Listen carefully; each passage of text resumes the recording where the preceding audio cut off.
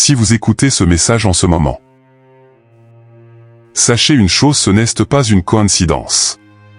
Ce n'est pas juste une autre vidéo pour remplir votre journée. Il y a une invocation céleste qui se produit en ce moment. Le ciel vous a amené ici exprès, parce qu'il y a quelque chose d'urgent qui doit être dit. Et plus encore. Qui a besoin d'être vécu? Combien de fois vous étiez-vous demandé si vous étiez vraiment sur la bonne voie? Combien de nuits avez-vous passé la tête sur l'oreiller, au fond de vous, vous étiez-vous demandé Dieu m'approuve-t-il vraiment? Nous vivons dans une génération qui idéalise la grâce, mais oublie la sainteté. Qui prêche l'amour de Dieu, mais évite de parler de repentance et de jugement. Ce mot ne vient pas vous accuser. Il vient vous réveiller. Parce que le temps presse. Et l'éternité est réelle. Le ciel n'est pas un prix de consolation. C'est un lieu réservé à ceux qui vivent dans la sainteté. Et avant que vous ne pensiez que c'est un message de malheur, je veux vous dire c'est un message de miséricorde. Un dernier appel. Afin que vous ajustiez ce qui doit l'être. Ainsi, restez avec moi jusqu'à la fin. Parce que ce dont nous allons parler ici peut définir votre destinée éternelle. Peut-être pensez-vous que vous êtes tombé ici par hasard, comme quelqu'un qui vient de cliquer sur une autre vidéo sur Internet. Mais je veux vous le dire en toute conviction, Dieu vous a amené ici intentionnellement. Ce n'était pas l'algorithme, ce n'était pas une coïncidence, c'était le ciel lui-même qui déplaçait les choses pour que ce mot vous parvienne. Parce qu'il y a quelque chose dans votre esprit qui doit être aligné aujourd'hui. Souvent, nous vivons de manière automatique, coincés dans la routine, en pensant que les jours sont tous les mêmes. Mais Dieu connaît chaque détail de votre voyage. Il a vu leurs questions, leurs prières silencieuses, même ces larmes que personne n'a vues. Et c'est pourquoi il vous a mis à part pour entendre exactement ce message. Un appel céleste à un nouveau temps de repentance, de sainteté et de transformation. La Bible regorge de moments comme celui-ci, des rencontres apparemment simples, mais qui ont changé des destins entiers. Il en fut ainsi avec Moïse au buisson ardent. Il en fut ainsi avec Isaïe lorsqu'il eut une vision du trône de Dieu. Et il en est de même maintenant pour vous. Cette vidéo est plus que des mots. Il s'agit d'un portail de décision. Dieu vous appelle. Et la question est, allez-vous écouter? C'est difficile à entendre, je sais. Mais la vérité est que le ciel n'est pas un lieu pour n'importe quel type de vie. Ce n'est pas une fête ouverte, où tout le monde entre sans invitation et sans préparation. Le ciel est saint. La présence de Dieu est pure. Et seuls ceux qui sont passés par le processus de repentance, de purification et de transformation y entrent. Il ne s'agit pas d'être gentil, il s'agit d'être lavé, renouvelé et séparé. Nous vivons dans une génération qui traite l'éternité comme un thème lointain, presque comme une légende. Comme si le ciel était une récompense automatique simplement pour avoir la foi. Mais la parole de Dieu est claire, sans la sanctification, personne ne verra le Seigneur. Vous ne pouvez pas vivre dans le péché, dans une double vie, et penser qu'à la fin, tout sera résolu avec de simples excuses de dernière minute. C'est un avertissement d'amour, mais aussi de responsabilité. Dieu ne vous appelle pas à vivre dans la peur, mais à vivre avec conscience. Le ciel est un endroit préparé pour un peuple préparé. Il ne s'agit pas de mériter, mais de se transformer. Si vous ressentez une lourdeur dans votre cœur lorsque vous entendez cela, ne l'endurcissez pas, c'est l'Esprit Saint qui vous appelle à une réparation qui ne peut plus attendre. Il y a beaucoup de gens aujourd'hui qui confondent la grâce avec la permission de continuer dans l'erreur. Pensant que parce que Dieu est amour, il ignorera simplement le péché et prétendra que tout va bien. Mais la vérité est que la grâce n'est pas un certificat pour vivre de quelque manière que ce soit. C'est une occasion de changement. La porte qui mène au ciel est étroite. Et elle ne s'ouvre qu'à ceux qui décident de laisser derrière eux ce qui déplaît à Dieu. Dieu n'a pas changé son modèle. Dès le début, il demande la pureté, la repentance et l'obéissance. Il ne s'agit pas de suivre des règles religieuses, mais d'avoir le cœur transformé. Il ne sert à rien de dire Seigneur, Seigneur avec vos lèvres et de maintenir des attitudes qui blessent son cœur. Il n'y a pas d'évangile sans renoncement. Il n'y a pas de salut sans repentance sincère. Il n'y a pas de vie avec Dieu sans transformation quotidienne. La grâce qui sauve. C'est aussi la grâce qui confronte, corrige et appelle à ceux qui nous séparent de Dieu. Vous ne pouvez pas vouloir les bienfaits du ciel sans vivre les principes du ciel. Aujourd'hui, Dieu vous appelle à franchir cette porte étroite. Pas avec du poids, mais avec de la conscience. Car de l'autre côté de ce renoncement, il y a une vie de liberté et de sainteté qui vous attend. Il y a des gens qui se soucient beaucoup de leur apparence spirituelle, mais qui oublient que Dieu voit ce que personne ne voit. Le péché caché ne trompe pas le ciel. Ce que vous pensez être bien gardé, Dieu l'a déjà vu.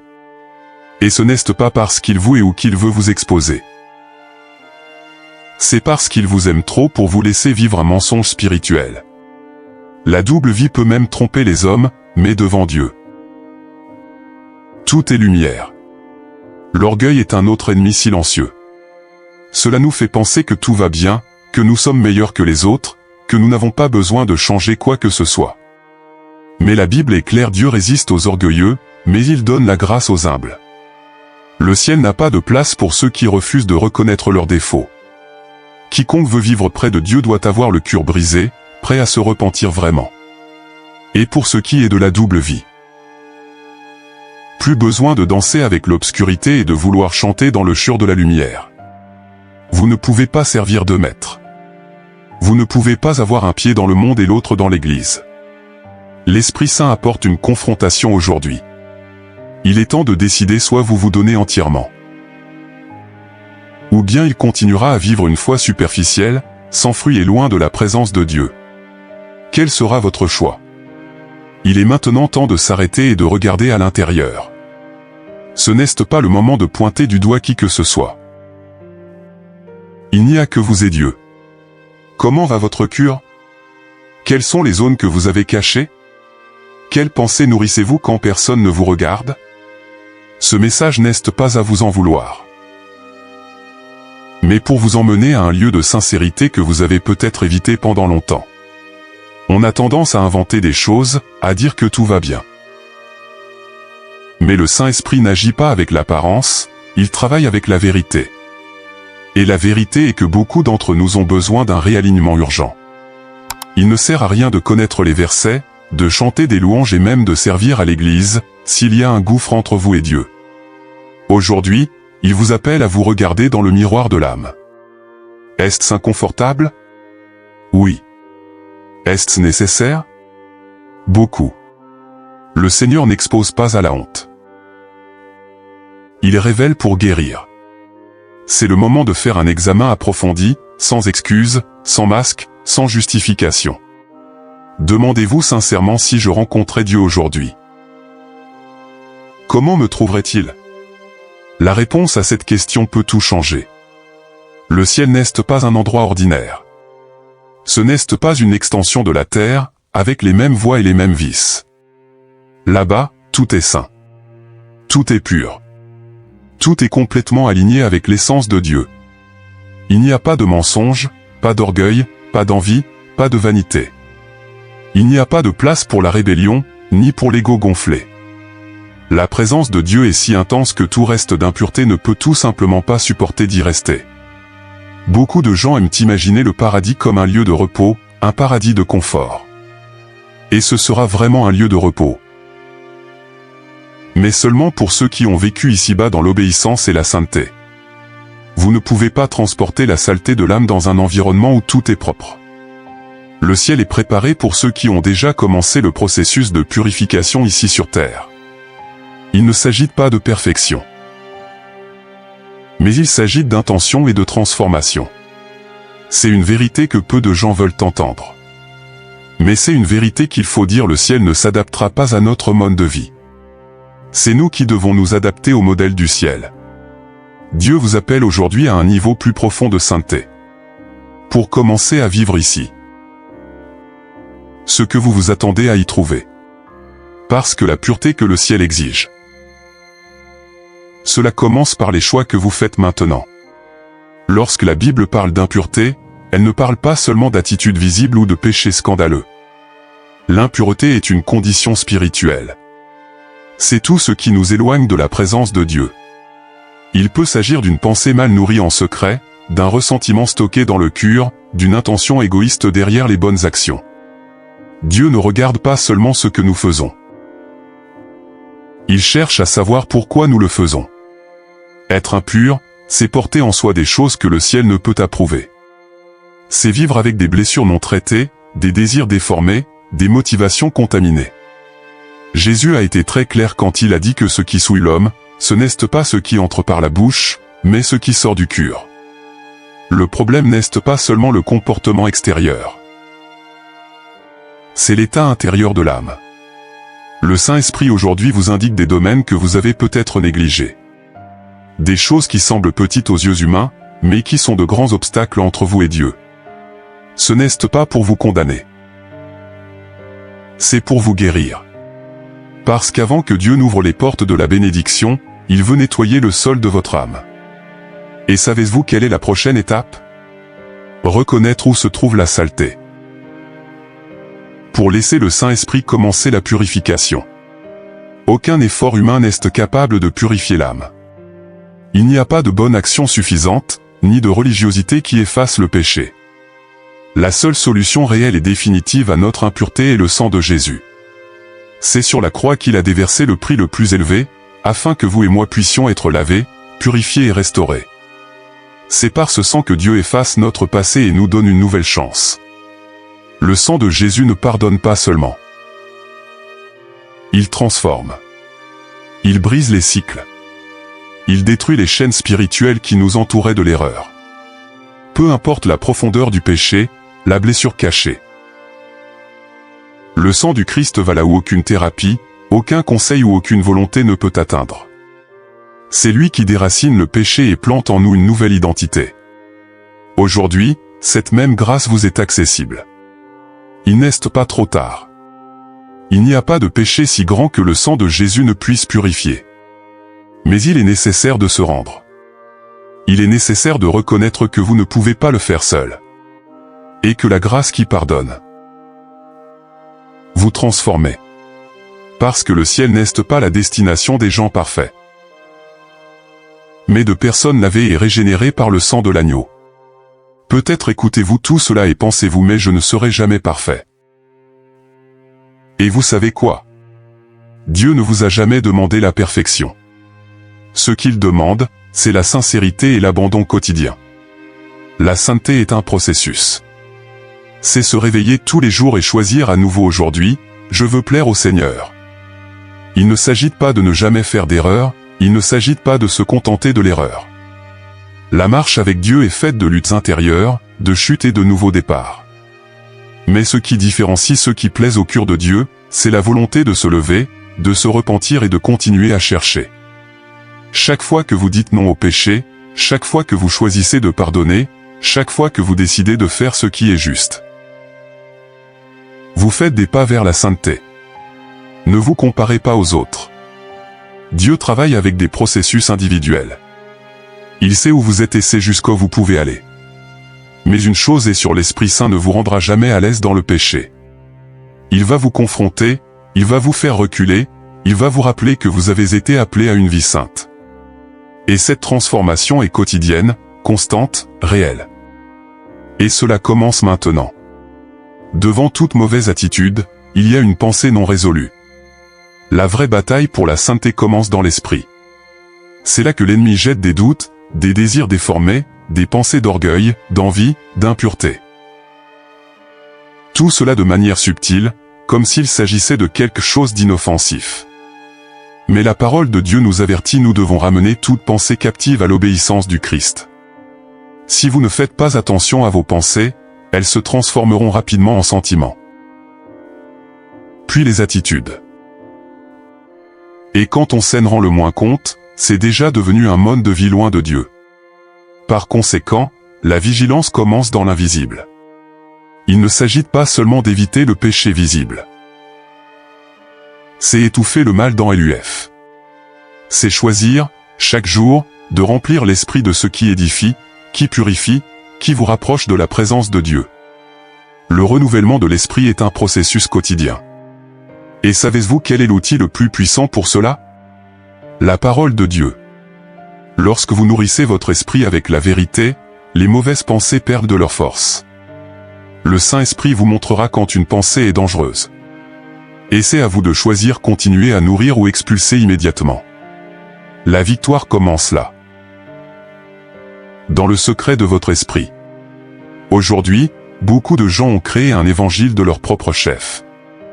Un christianisme confortable, qui ne parle que de bénédictions, de portes ouvertes et de victoires. Mais il oublie la croix, le renoncement et la transformation de la vie. Il est facile de remplir les églises quand le discours ne parle que de conquête, mais c'est le véritable évangile qui nous confronte.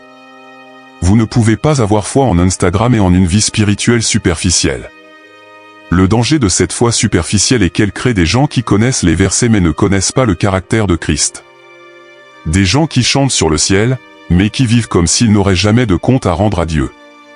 Une génération qui troque l'obéissance contre des émotions fugaces. Qui cherche des expériences, mais fuit la sanctification. Qui lève les mains en signe d'adoration, mais continue à vivre dans la pratique du péché. L'Esprit Saint appelle aujourd'hui à un véritable évangile. Un évangile qui transforme, qui purifie, qui façonne le caractère.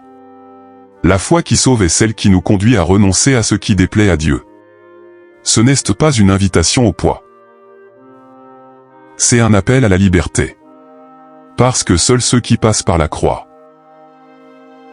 Vous pouvez vivre la vraie vie que le ciel vous promet. Il y a beaucoup de gens qui vivent sur une façade spirituelle. Il connaît les hymnes, il sait quand lever la main, il mémorise même des vers. Mais dans la vie de tous les jours, le cœur est loin de Dieu. L'apparence religieuse peut même impressionner les gens. Mais il ne trompe pas le ciel. Dieu n'est pas après la performance. Il recherche l'obéissance. Ce n'est pas à quel point vous avez l'air saint. C'est à quel point tu obéis vraiment à la voix de Dieu. La véritable obéissance est celle qui se produit dans le secret. C'est quand personne ne regarde. Et pourtant, vous choisissez de faire ce qui est juste. C'est alors que le Saint-Esprit vous confronte. Et au lieu de justifier, vous vous rendez. C'est précisément pour cela que Jésus critiquait fermement les pharisiens. Ils avaient une apparence impeccable, mais à l'intérieur, ils étaient pleins d'hypocrisie et de mort spirituelle. Dieu suscite une génération qui ne vit pas par l'apparence, mais par la vérité. Des gens qui comprennent que ce qui soutient une vie avec Dieu n'est pas un rituel, mais une relation. Il ne s'agit pas seulement d'aller à l'église. C'est être l'église. Il ne s'agit pas seulement de parler de sainteté. C'est vivre la sainteté. Aujourd'hui, le ciel vous invite à échanger le masque de la religiosité contre un cœur brisé et obéissant. Être un fan de Jésus est facile. C'est aimer les messages des poires, partager de beaux vers sur les réseaux sociaux, chanter des chansons émouvantes pendant le service. Et continuer à vivre de la même manière. Mais être un disciple. Ah, être disciple, c'est une autre histoire. Être disciple, c'est accepter d'être modelé, c'est renoncer à sa volonté, c'est porter la croix tous les jours, même quand ça fait mal, même quand personne ne la voit. L'éventail de Jésus admire. Mais le disciple obéit. Le fan applaudit. Le disciple renonce. Le fan cherche des miracles. Le disciple cherche la transformation. Jésus n'a jamais appelé personne à n'être qu'un spectateur. Il m'a appelé à suivre, à apprendre, à changer ma vie. Il ne veut pas d'audience. Il veut des disciples prêts à vivre ce qu'il a enseigné, quel qu'en soit le prix. Aujourd'hui, l'Esprit Saint vous demande: admirez-vous Jésus de loin? Ou étiez-vous prêt à marcher avec lui au quotidien? Il ne s'agit pas d'excitation culte. C'est une question de décision de vie. Être disciple, c'est accepter d'être confronté, corrigé, ajusté. C'est comprendre que le chemin est étroit. Mais en fin de compte, chaque renoncement en vaut la peine. Parce qu'être disciple, c'est vivre pour plaire au cœur de Dieu. Vous savez ce malaise que vous ressentez lorsque vous entendez un mot dur? Ce sentiment que Dieu vous parle directement? Ce n'est pas une condamnation. c'est la miséricorde. C'est le Saint-Esprit qui vous appelle. Si Dieu vous confronte, c'est parce qu'il vous donne encore le temps de changer. Le plus grand danger spirituel est de ne pas sentir le poids. C'est quand le cœur ne ressent plus rien. La conviction du péché est un don. C'est un signe que le ciel se bat toujours pour vous. Celui que l'Esprit Saint aime, il l'affronte. Celui qu'il désire restaurer, il le fait d'abord voir la vérité. N'ignorez pas cette voix intérieure qui vous met en garde. Ne fuyez pas ce désagrément. C'est le début de votre chemin de restauration.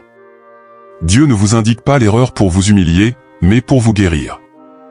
Il ne révèle pas le péché pour vous éloigner, mais pour vous rapprocher. Aujourd'hui, vous avez l'occasion de répondre avec regret. Plier les genoux, ouvrir le cœur et dire « Seigneur, je reconnais.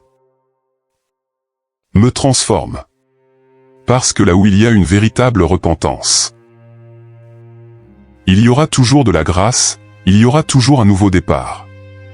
Vivre dans la sainteté n'est pas quelque chose que nous pouvons faire à la force de notre bras. Peu importe à quel point nous essayons, nous trébucherons toujours si nous ne dépendons que de nos propres capacités. C'est pourquoi Dieu nous a donné l'Esprit Saint. Il est notre aide, notre conseiller, celui qui nous rend capables de dire non au péché et oui à la volonté de Dieu. Sans lui, il est impossible de maintenir une vie sainte. Le Saint-Esprit ne nous convainc pas seulement du péché. Il nous fortifie aussi dans la lutte quotidienne contre lui. Il est cette voix intérieure qui vous avertit avant la chute. C'est la force invisible qui vous soutient lorsque la tentation est forte. C'est le feu qui purifie, le vent qui renouvelle, la présence qui console et la main qui vous lève lorsque vous pensez à abandonner. Si aujourd'hui vous sentez que vous n'avez pas la force de changer, la réponse n'est pas d'en faire plus. C'est s'abandonner à l'Esprit. C'est chercher la communion avec lui. C'est prier, c'est être rempli de la parole, c'est créer un environnement où il se sent le bienvenu. La sainteté n'est pas un fardeau. C'est le résultat d'une vie remplie de l'Esprit Saint. Quiconque marche avec lui commence à vivre une transformation de l'intérieur. Même si nous essayons d'éviter ce sujet, il est réel et inévitable un jour, nous nous tiendrons tous devant Dieu. Pas de masque, pas d'excuses, pas de justification. Chaque pensée, chaque attitude, chaque choix. Tout sera mis en lumière. Il n'y aura aucun moyen de cacher quoi que ce soit.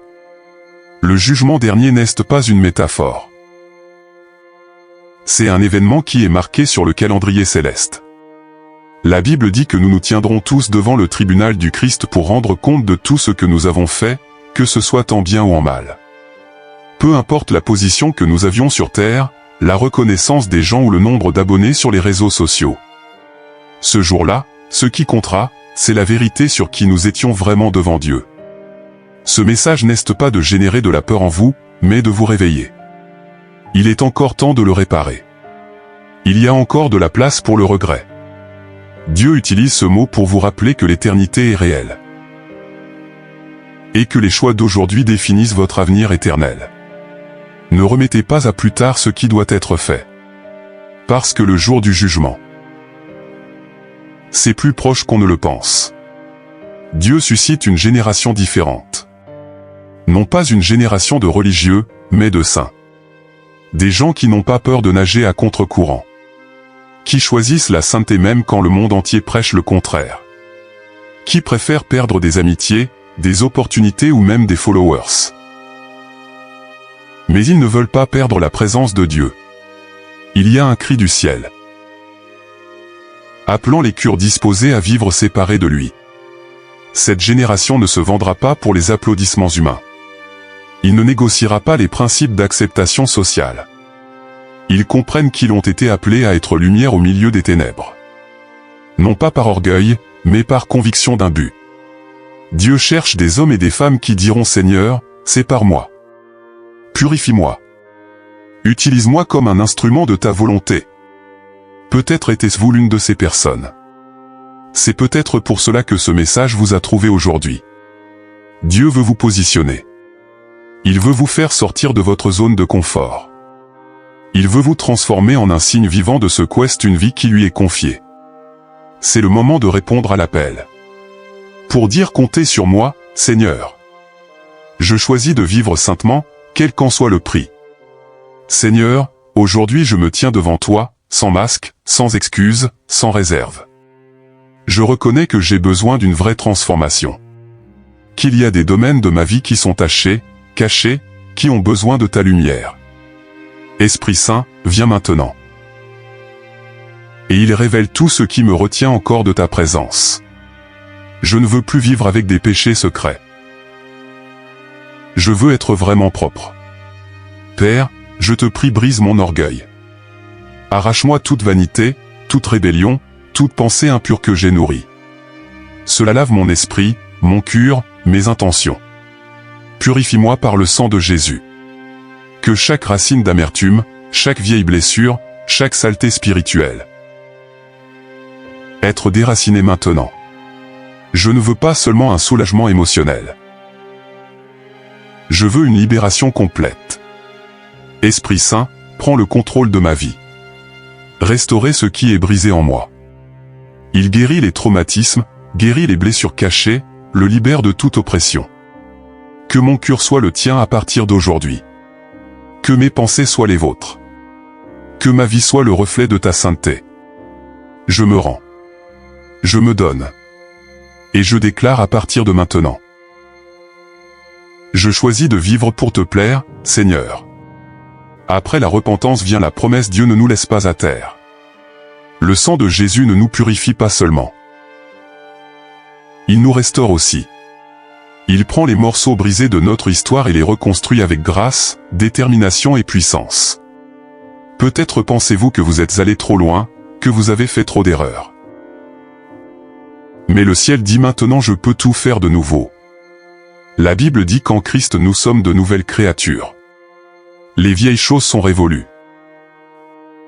Et tout est devenu nouveau.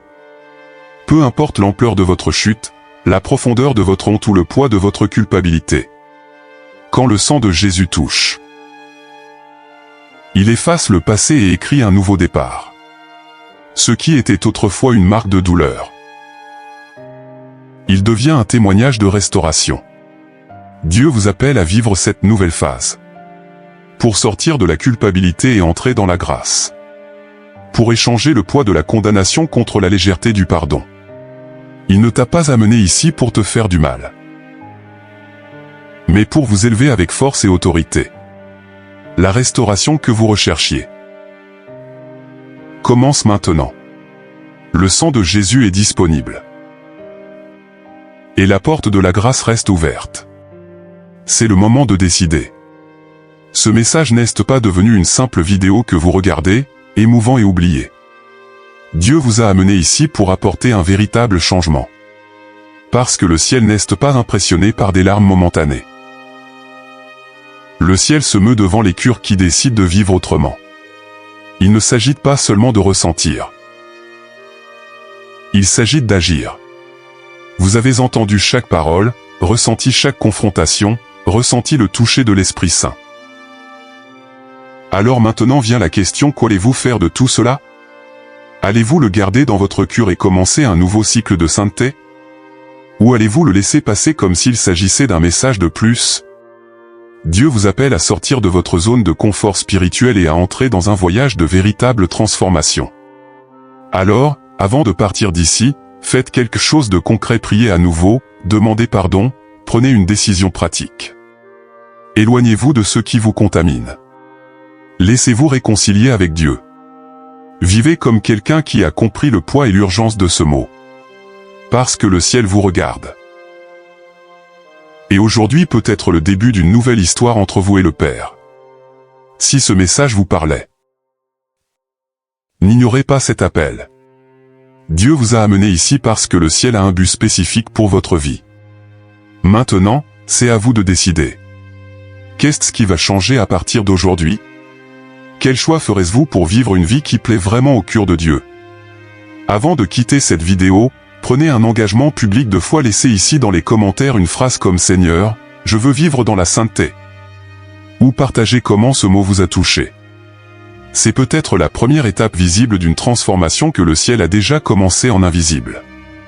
Et si vous voulez continuer à recevoir des messages comme celui-ci, abonnez-vous à la chaîne, activez la cloche pour ne pas manquer un mot et partagez cette vidéo avec quelqu'un qui a également besoin de l'entendre. Parce que ce que Dieu fait ici, ce n'est que le début. Que l'Esprit Saint continue de vous guider et de vous transformer, jusqu'à ce que le ciel soit votre destination finale.